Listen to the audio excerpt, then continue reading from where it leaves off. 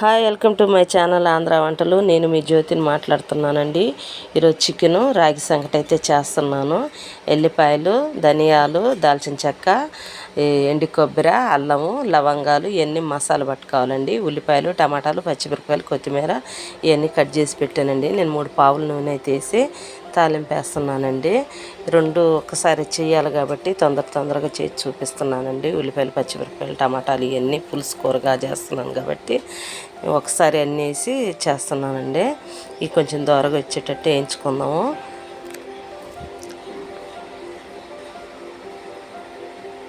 ఇట్లా వేగాలండి. ఈ లోపల నేను చికెన్ తీసుకున్నానని చెప్పాను కదండి. కిలోన్నర చికెన్ అండి.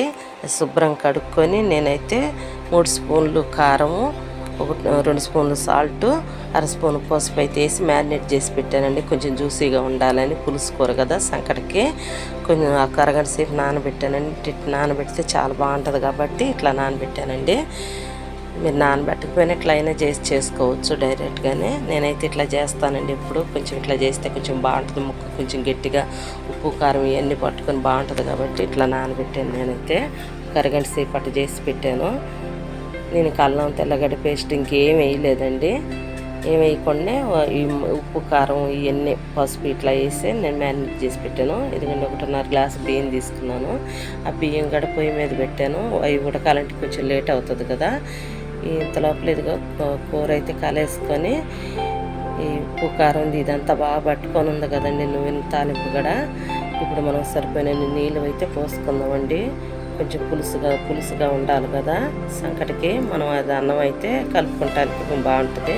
ఇది సంకట కాబట్టి కొంచెం అత్తుకోవటానికి కొంచెం ఎక్కువ నీళ్ళే పోసుకోవాలా. కొంచెం పలుసుగానే చేస్తున్నానండి నేనైతే. మనకు సరిపోయిన నీళ్ళు పోసుకోవాలా. ఈ లోపల మసాలా రెడీ చేసుకుందాం.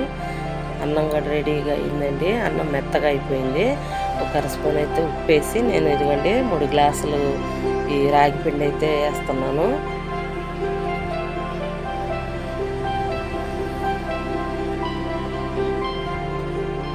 కొంచెం 2 నిమిషాలు అట్లా ప్లేట్ పెట్టి ఉంచాలండి. తర్వాత మనం గంటె తీసుకొని కలుపుకోవాలా. చెక్క గంటె ఉంటే బాగుండేది. నా కాడ ఇంతకుముందు తెడ్డు ఉండేదండి. ఇప్పుడు లేదు, ఇరిగిపోయింది. మళ్ళీ చేయించుకోవాలా. కానీ నేను ఈ గంటెతో తిప్పుతున్నాను.